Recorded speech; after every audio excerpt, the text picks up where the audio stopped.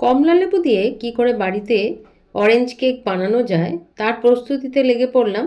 প্রথমে কমলা লেবুগুলো এইভাবে ছাড়িয়ে বীজ ছাড়িয়ে নিয়ে মিক্সিতে বেটে নিয়েছি। তারপরে তার সাথে চিনি গুঁড়ো ভালোভাবে মিশিয়ে নিলাম।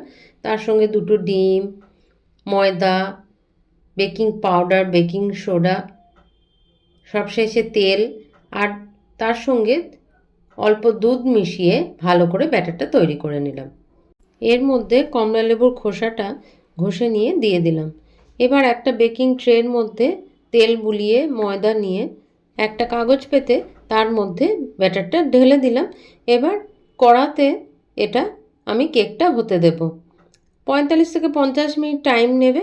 তারপরে একেবারে সুন্দর কেক তৈরি। পুরো ভিডিওটা দেখার জন্য আমার চ্যানেলটা সাবস্ক্রাইব করে অবশ্যই বড় ভিডিওর দিকে চোখ রাখবেন। আবার পরের ভিডিওতে দেখা হবে। টাটা।